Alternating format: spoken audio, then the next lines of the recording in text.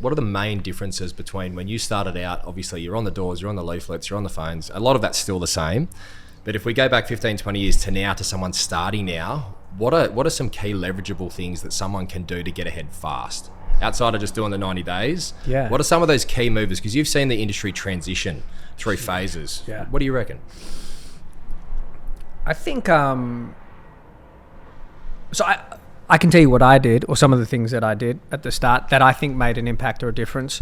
The first one was I always treated my business like a businessman and an entrepreneur rather than a real estate agent. Yeah.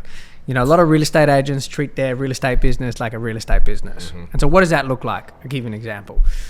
I remember I was like 20, it's going way back now. I was like 23, 24, and I was getting a bit of momentum. My name was getting out there. And quite a high profile partnership, who are still in partnership today, which is wild, but they approached me and they said, noticed you're getting some traction. It's a partnership of 3. They said, we really don't like our third partner. We'd love to get into business with you, much older. And, you know, to show you how serious we are, we'd be prepared to offer you $50,000 and your own office. At the time, I was quite young. That was like it's a lot of money. I probably owed a lot of money to credit cards at the time. So I was definitely like, you know, thinking seriously about it for a cold second. And I thought to myself, if this early on, my effective share price is worth that, like so early on, before I've even done anything, right? If I continue down this road, which is provide first-class service to my vendor, always look out for their interests, that's foremost for me. Continue to build my profile brand. We've spoken about how important that is. What will my share price be in however many years? And kind of that's how I've treated it. And another interpretation of that is your reputation. Now, you're never going to please everybody. And as real estate agents, you represent one side of a 2-party transaction that gets emotional. So some people are going to be pissed off throughout that process. I understand that. But if I continue down that journey, doing right by people, following that formula I just mentioned, there's no real reason why my share price shouldn't continue to go up and up and up. And so I always focused on that. And that was more of a business-like mentality than it was a real estate agent-like mentality. That was one of the things I did.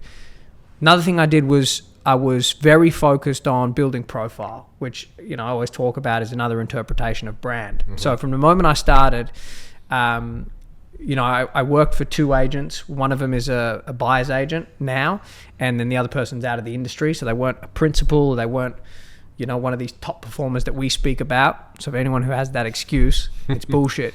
And I was always focused on making sure that even if I was just on the signboard or in the paper or on the list, like Gavin Rubinstein was there, right? Because again, I knew that correlated to my share price, and that would create a brand that hopefully, if I continue to do the right thing by people, the vendors I represent, you know, it would only mean good things in the future. And I stayed consistent with it. And so every and any opportunity I had to get my name out there, I did, which is snowballed. I was fanatical and am still fanatical about learning. Like, you guys know this, right? I think this last month in real estate, I've learned more than in almost 2 decades even. Why? Tools? Yeah. Oh man, where do we start? Like, and how long do you have? Yeah. It's what motivates me most about the game. It's what motivates me most about the industry. The industry has given me so much. Like, I came into it as a 19-year-old kid who knew nothing. Like, father was a pharmacist, mother was involved in beauty. Again, we've spoken about that. Like, it's given me and it's taught me everything. And it's still giving me so much. And I enjoy evolving, and I enjoy the challenge of it, and I enjoy getting better. I think when that stops, I'm going to have a problem. But I've always had that mindset, even then and still now.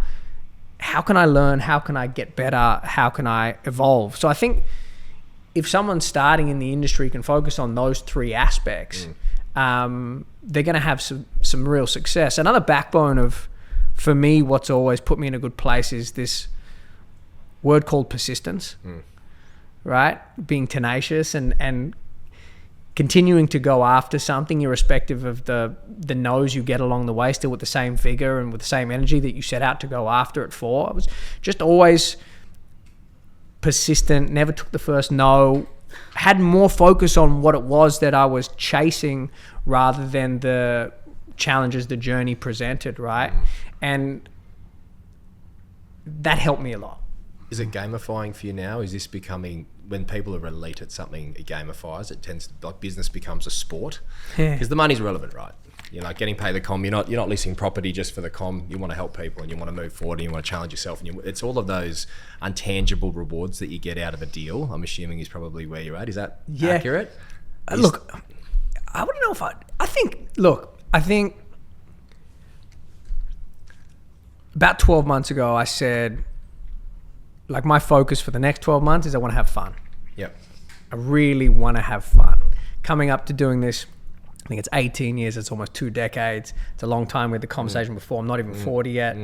I think I've managed my energy and my time really well over the last 20 years. So I'm fresh. So I've somewhat got the energy of a rookie, but the knowledge of a veteran, right? Which is it's a cool combination. So I don't know if I'd call it a game, but when I focus more on having fun and enjoying what I'm doing, who I'm dealing with, they benefit.